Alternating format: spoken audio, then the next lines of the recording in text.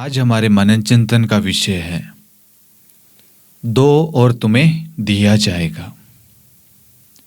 ये दो और तुम्हें दिया जाएगा, इसका मतलब क्या है? हम सर्वप्रथम पवित्र वचन को पढ़ेंगे। संत लूकस अध्याय 6 वाक्यांश 38। दो और तुम्हें भी दिया जाएगा, दबा दबा कर, हिला हिलाकर, भरी हुई, ऊपर उठी हुई, पूरी की पूरी नाप तुम्हारी गोद में डाली जाएगी, क्योंकि जिस नाप से तुम नापते हो उसी से तुम्हारे लिए भी नापा जाएगा। आज हमने ये विषय इसलिए लिया, आज संसार में अधिकांश व्यक्ति किसी की मदद करता है तो वह दिखावटी रूप से करता है। आज हम किसी की आर्थिक रूप से या फिजिकल रूप से मदद करते हैं तो हम ईश्वर के हिसाब से वह सही है या नहीं, उस पर मनन चिंतन करेंगे।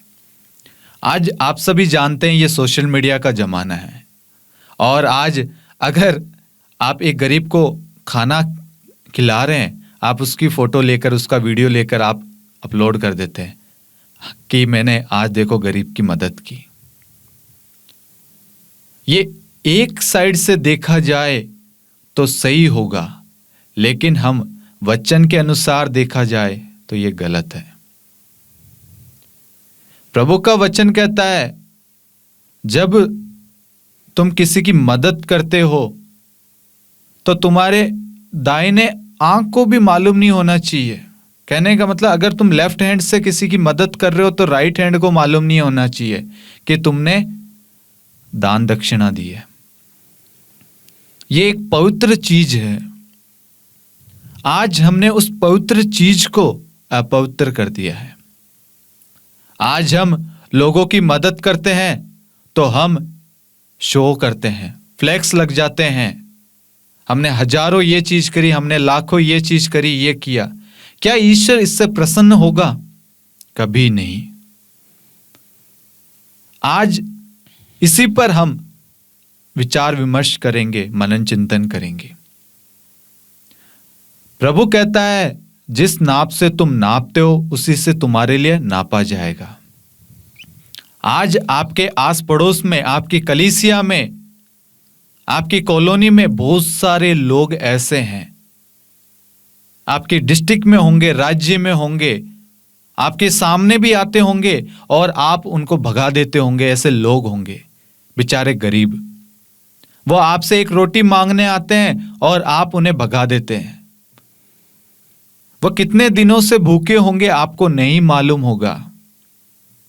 आप सोचते हैं ये सब चोर है, ऐसे हैं, अपशब्द, गलत धारणा उनके लिए हम बनाए हुए हैं।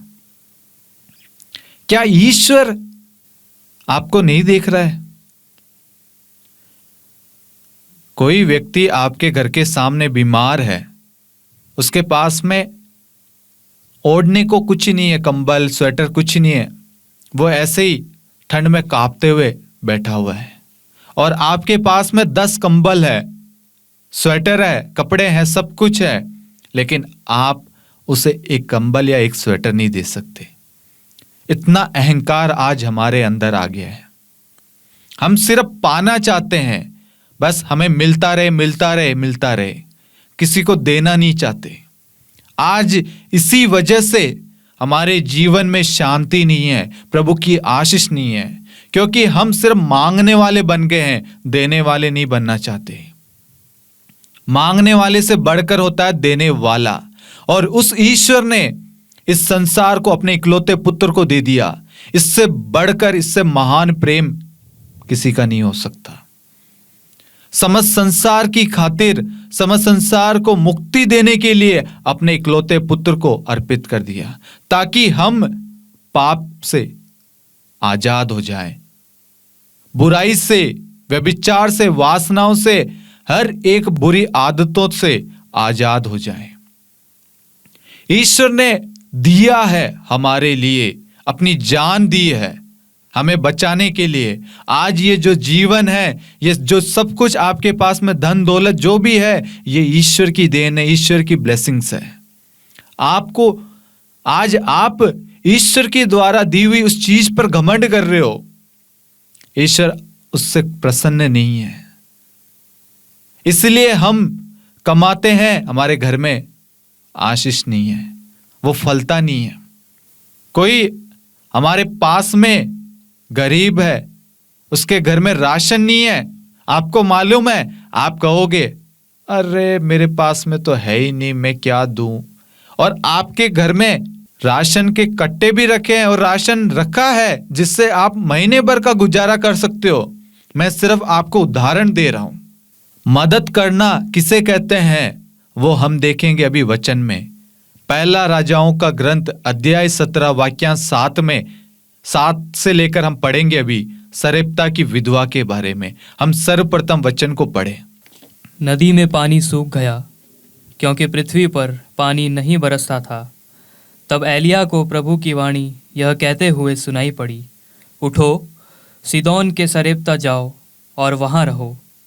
मैंने वहाँ की एक विधवा को आदेश दिया कि वह तुम्हें भोजन दिया करे। एलिया उठकर सरेप्ता गया। शहर के फाटक पर पहुंचकर उसने वहाँ लकड़ी बटोरते हुई एक विधवा को देखा और उसे बुलाकर कहा, मुझे पीने के लिए घड़े में थोड़ा सा पानी ला दो। वह पानी लाने जा ही रही थी कि उसने उसे पुकार कर कहा, मुझे थोड़ी सी रोटी भी ला दो। उसने उत्तर दिया, आपका ईश्वर जीवंत प्रभु इस बात का साक्षी है कि मेरे पास रोटी नहीं रह गई है। मेरे पास बर्तन में केवल मुट्ठी भर आटा और कुप्पी में थोड़ा सा तेल है। मैं 2-1 लकड़ियाँ बटोरने आई हूँ। अब घर जाकर उसे अपने लिए और अपने बेटे के लिए पकाती हूँ। हम उसे खाएंगे और इसके बाद हम मर जाएंगे। एलिया ने उससे कहा, मत डरो, जैसा तुमने कहा वैसा ही करो, किंतु पहले मेरे लिए एक छोटी सी रोटी पका कर ले आओ। इसके बाद अपने लिए और अपने बेटे के लिए तैयार करना, क्योंकि इज़राइल का प्रभु ईश्वर यह कहता है, जिस दिन तक प्रभु पृथ्वी पर पानी न बरसाए, उस दिन तक न तो बर्तन में आटा समाप्त होगा और न तेल की कुप्पी खाली होगी।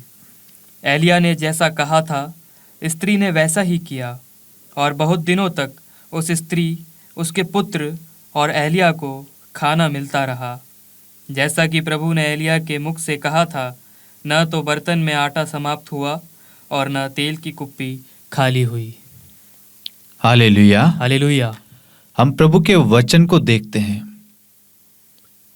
मैं इस वचन को समझाने से पहले आपके सामने एक बात रखना चाहता हूं। आज हम किसी की मदद करते हैं तो हम गिनाते हैं, मैंने उसके लिए ये किया, मैंने उसे ये दिया। अगर आप उसको एक गिलास पानी भी पिलाएंगे तो भी आप समय आने पर आप उसे गिनाएंगे। आज हम हृदय से किसी की मदद नहीं करना चाहते, हम सब दिखावा कर रहे हैं।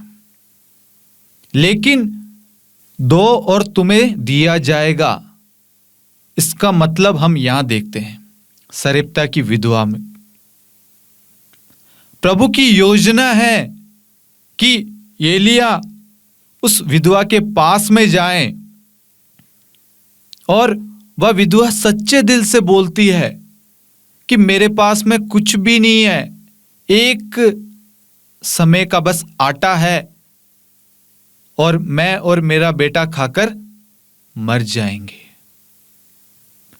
उसने हृदय से कहा, विश्वास के साथ में वह बोली और सच्चाई के साथ में, उसने झूठ नहीं बोला। उसके पास में जो है वो उसने बताया, मेरे पास में ये चीज है और इतना है। आज ईश्वर इस वचन को आपके लिए भेज रहा है, आपको समझने के लिए भेज रहा है। आप समझे, आपके सामने ये एक सवाल ईश्वर आप सबसे पूछ रहा है। आपके पास में खाने के लिए 10 दिन का खाना होगा, 1 दिन का होगा, 2 दिन का होगा, साल भर का होगा, लेकिन उस महिला के पास में हम देखते हैं मेरे पास रोटी नहीं रह गई है, मेरे पास बर्तन में केवल मुट्ठी भर आटा। मुट्ठी भर आटा कितना होता होगा? मुट्ठी भर आटा, और कूपी में तेल, थोड़ा सा तेल रहा है, जिससे उसका और उसके बेटे का भी गुजारा सही से नहीं हो पाएगा, क्योंकि वहां पर अकाल पड़ा हुआ था, बारिश नहीं हो रही थी। हम देखते हैं एलिया कहता है जैसा मैं कहता हूं वैसा करो, और वह विधवा आर्गुमेंट नहीं करती है, वह उससे वाद विवाद नहीं करती है। वह जाती है और जो आटा, एक मुट्ठी आटा और जो कुछ तेल है, उस तेल में एक रोटी बनाकर और एलिया के पास में लाती है। अगर आप सच्चे दिल से किसी की मदद करेंगे, आपकी झोली कभी खाली नहीं रहेगी। हालेलुया। आपके घर में अन्न जल की कमी कभी नहीं रहेगी। यस। आज हमारे जीवन में, हमारे परिवार में ये सब खाली क्यों है पता है? क्योंकि हम सच्चे दिल से किसी की मदद नहीं करना चाहते। मदद करते हैं तो दिखावटी बन जाते हैं। आज शैतान यही चाहता है। ईश्वर किसी के द्वारा आपके जीवन में आशीष लाना चाहता है, आपके जीवन को बदलना चाहता है, आपकी परिस्थिति को बदलना चाहता है, लेकिन आप नहीं चाहते हैं। वचन में हम देखते हैं वह परिवार किस परिस्थिति से गुजर रहा था। एक समय का खाना नहीं था उसके पास में, एक मुट्ठी भर आटा, दो जनों के बीच में। वह कितने समय से भूखे होंगे, कोई सब्जी नहीं, कुछ नहीं, सिर्फ एक मुट्ठी भर आटा और कुछ थोड़ा सा तेल। आज आपके घर में इतनी सारी चीजें होती हुई भी आप भूखे हैं, प्यासे हैं।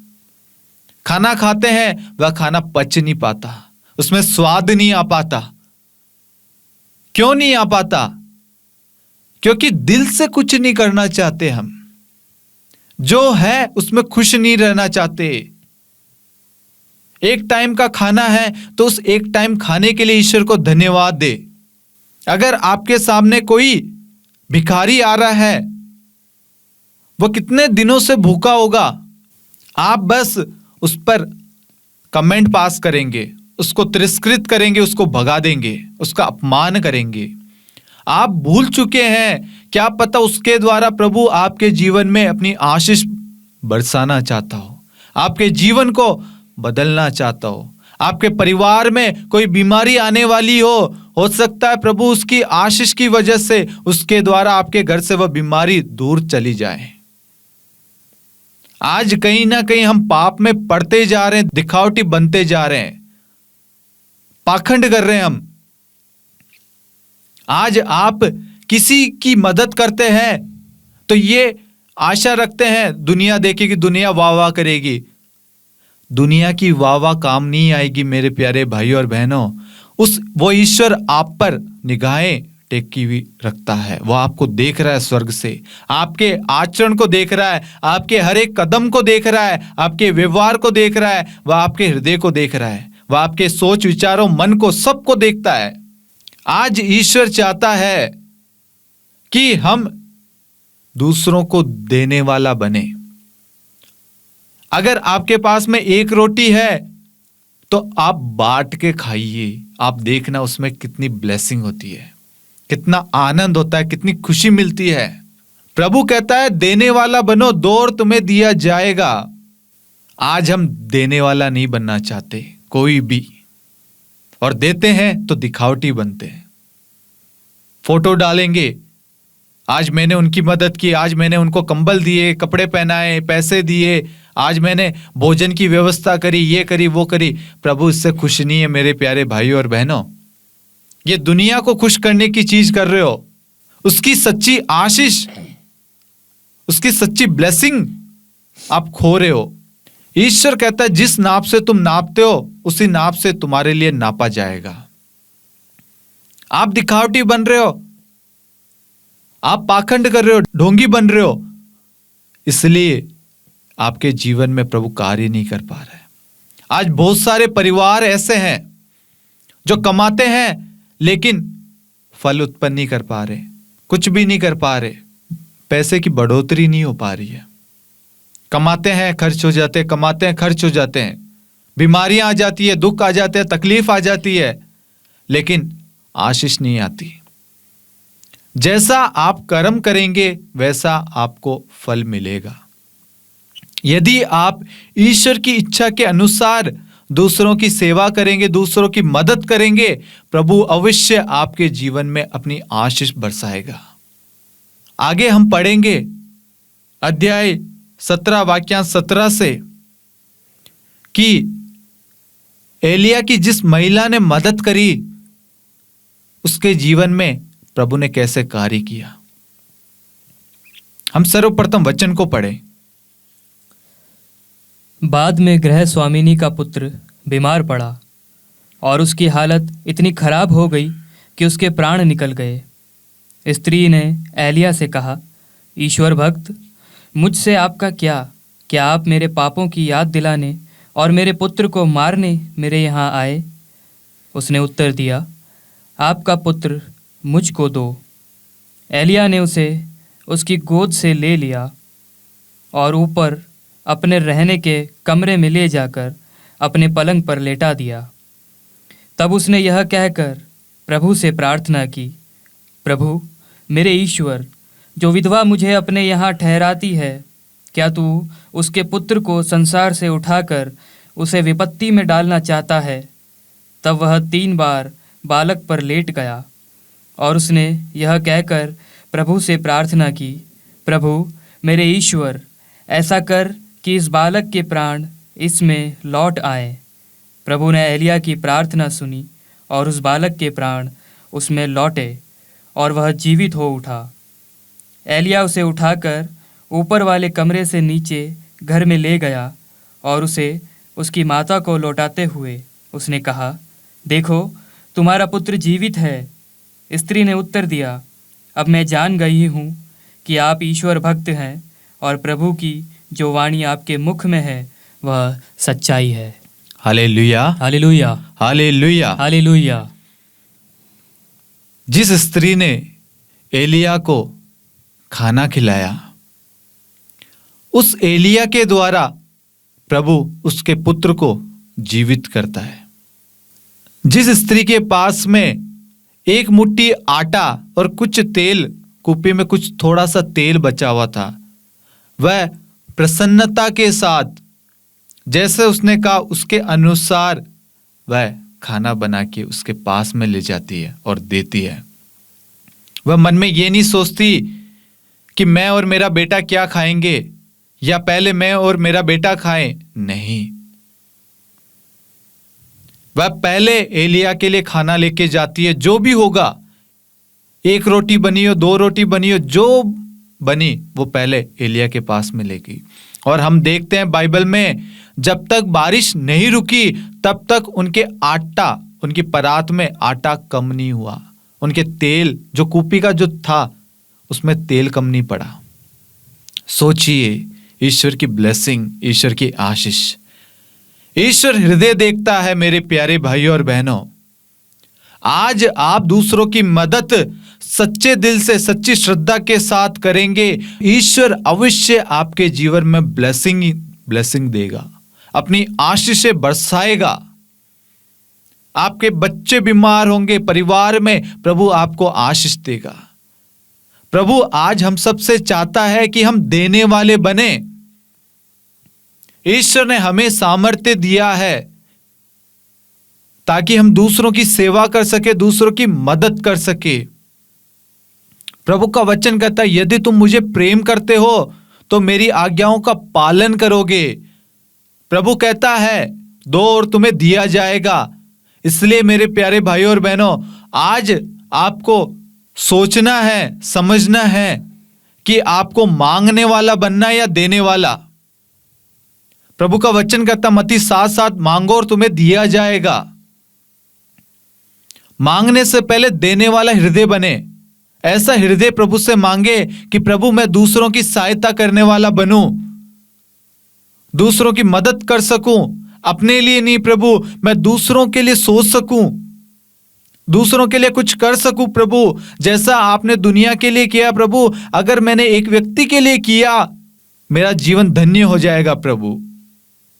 प्रभु से ऐसी प्रार्थना करें, ना कि आप किसी की मदद करके उसे 10 बार गिनाएं। आज आप किसी को प्रेम करते हैं, आप उसको 100 बार गिनाते हैं, मैं तुझसे प्रेम करता हूं, मैं तुझसे प्रेम करता हूं, मैंने तेरे लिए ये किया, मैंने तेरे लिए वो किया।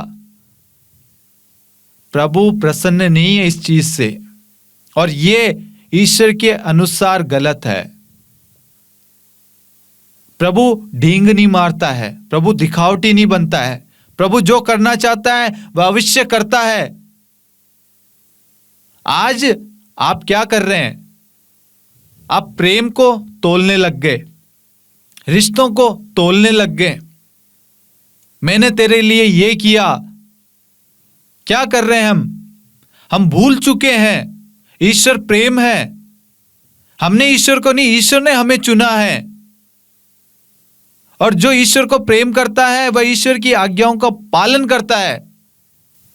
आज ईश्वर चाहता है कि हम जो दूसरों पर रोब जताते हैं उसे बंद करें, एक दूसरे को स्वीकार करें। आज हम कितने सारे पति पत्नियों को देखते हैं, उनके रिश्ते क्यों टूट रहे हैं? कारण है कि एक दूसरे को स्वीकार नहीं कर रहे, एक दूसरे की गलतियां बता रहे हैं। तूने ऐसा किया, तूने ऐसा किया, तूने ऐसा किया।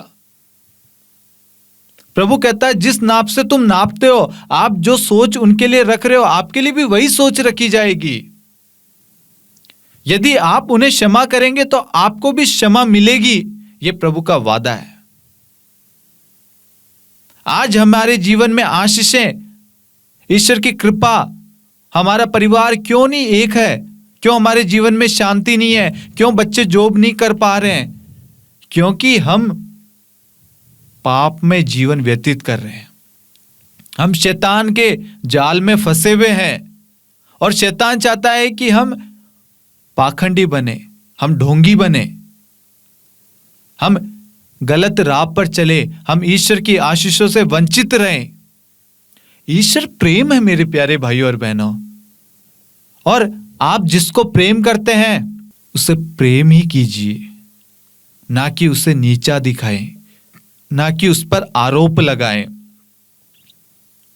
आज हम देखते हैं प्रेम के बारे में, आज गर्लफ्रेंड बॉयफ्रेंड एक दूसरे से प्रेम करते हैं। यदि लड़की छोड़ चली जाती है या लड़का छोड़ के चला जाता है, हम देखते हैं न्यूज़पेपर में आए दिन एसिड फेंक देते हैं, मर्डर कर देते हैं। क्या है ये प्रेम नहीं है, ये पाखंड है, ये व्यभिचार वासनाओं से घिरे हुए हैं। प्रेम ऐसा होता है, आप उसकी खुशी चाहेंगे। यदि वह लड़की या लड़का एक दूसरे के साथ में नहीं है तो आप उसके लिए दुआ मांगेंगे ईश्वर से कि वह जहां भी रहे, जिसके साथ भी रहे, खुश रहे। प्रभु, आज हम बदला लेने की भावना से आगे बढ़ रहे हैं, ना खुद खुश रहेंगे ना दूसरों को खुश रहने देंगे। ये सोच हमारे अंदर है। जब हम दूसरों के लिए भला सोचेंगे, अच्छा सोचेंगे, हमारा भी अच्छा होगा, भला होगा। आप दूसरों को अच्छी सोच से देखेंगे, आपके लिए भी वही सोच रहेगी। आप जिसको जिस नाप से नापते हैं, आप दूसरों पर उंगली उठाएंगे, दूसरे भी आप पर उंगली उठाएंगे, आपके परिवार पर उठाएंगे उंगली। आज ईश्वर चाहता है कि हम अपने आप को बदले, अपने स्वभाव को बदले, अपने आचरण को बदले, हम देने वाले बने, प्रेम बांटें। ईश्वर प्रेम है। ईश्वर संसार में इसलिए आया ताकि वह अपने प्रेम से सबका मन परिवर्तन कर सके। प्रेम एक दूसरे को स्वीकार करता है। प्रेम अशांति को शांति में बदल देता है। प्रेम टूटे हुए रिश्ते को जोड़ता है। सिर्फ प्रेम अंत तक टिका रहेगा मेरे प्यारे भाइयों और बहनों। जो भी आपके अंदर वरदान है वह सब चल जाएंगे। प्रेम जो है वह अंत तक टिका रहेगा, और ईश्वर प्रेम है। हम आगे पहला राजाओं का ग्रंथ अध्याय 17 से आगे हम देखते हैं कि उस विधवा का बेटा मर गया था और प्रभु अपने नबी द्वारा, एलिया के द्वारा उसके बेटे को पुनः जीवित करता है। उस स्त्री ने, उस विधवा ने एलिया को खाना खिलाया था, उसकी भूख प्यास तृप्त की थी। जब वह भूखा था उसे खाना खिलाया तो प्रभु ने उसके बेटे को जीवित किया। आज अगर आप दूसरों की मदद करेंगे, प्रभु आपके जीवन में आशीष बरसाएगा। स्वर्ग से प्रभु अपनी आशीषों को खोल देगा। आपके परिवार में, आपके बच्चों के जीवन में, आपके कामकाज में आशीषें ही आएगी। जब आप किसी की मदद करें, आपके अंदर आज ये थॉट होती है, मैंने उसकी मदद करी, मैंने उसकी मदद करी। नहीं, ये गलत सोच है। सोच आनी नहीं चाहिए। मैं मदद करूंगा तो मुझे मिलेगा, यह सोच भी गलत है। आज हम मदद करते हैं किसी की, हम सोचते हैं मैं अच्छा कार्य करूंगा तो मुझे भी ये मिलेगा। सोच नहीं रखना। उस विधवा ने क्या सोचा था?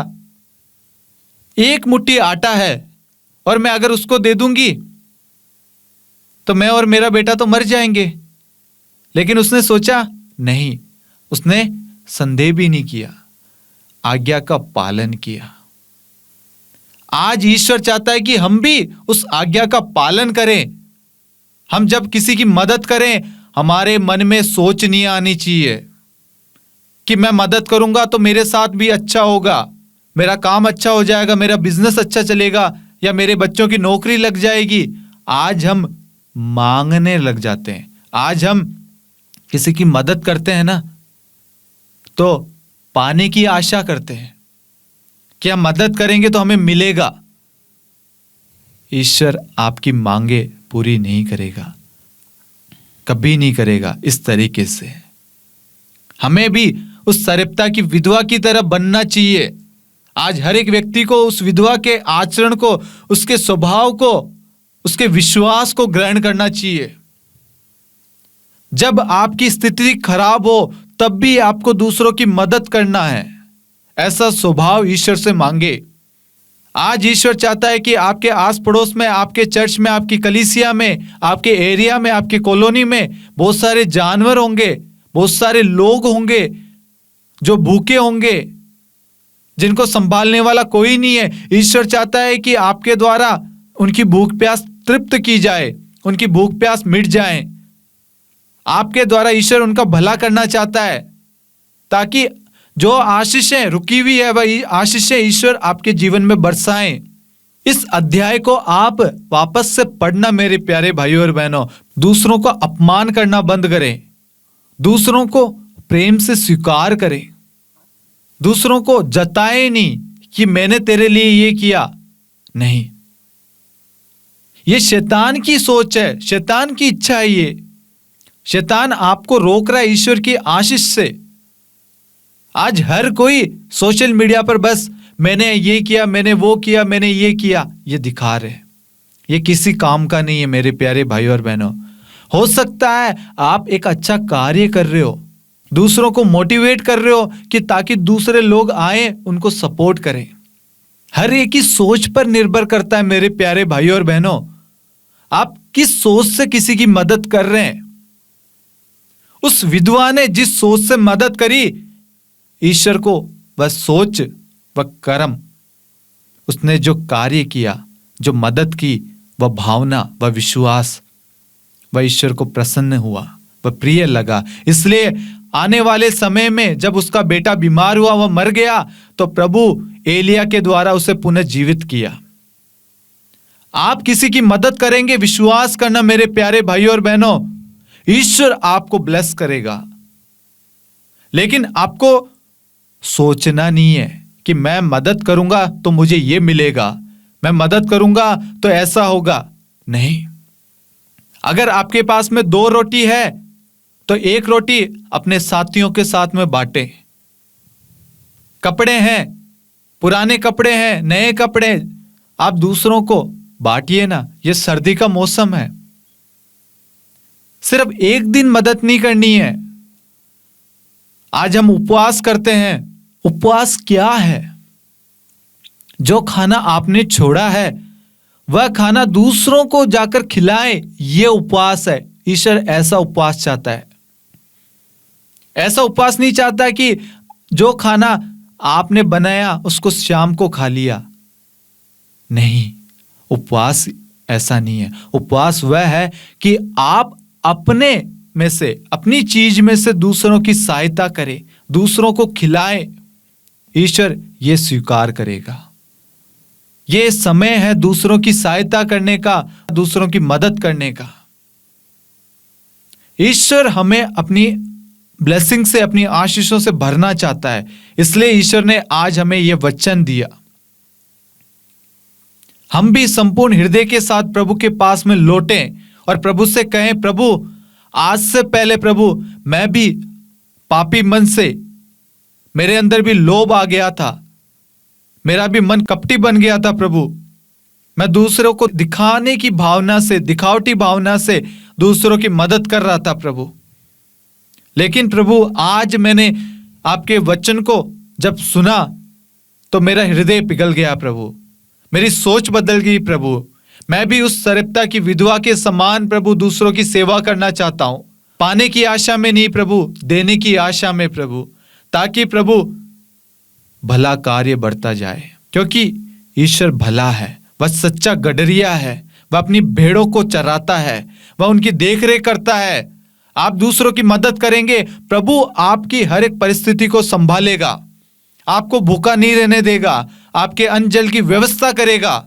प्रभु आज आपके द्वारा किसी की मदद करना चाहता है, ताकि प्रभु आपके जीवन में महान कार्य कर सके, आपको बुराई से, पाप से, बीमारी से, हर तकलीफ से, महामारी से आपको बचा सके। हम सुनते हैं लोगों के मुंह से, अगर कर्म अच्छा करोगे तो फल भी अच्छा मिलेगा। कोई किसी का जब देहांत होता है, हम सुनते ये व्यक्ति कितना अच्छा था, दूसरों की सेवा करता था। मरने के बाद भी लोग याद रखेंगे, ऐसा कार्य करो मेरे प्यारे भाइयों और बहनों, ऐसा स्वभाव बनाओ अपना, ताकि ईश्वर की महिमा हो, ईश्वर की स्तुति हो, ईश्वर की जय जयकार हो। आप जो कार्य करते हैं उस कार्य से उस ईश्वर की स्तुति होनी चाहिए, उस ईश्वर की महिमा होनी चाहिए। ऐसा आचरण हमें करना है।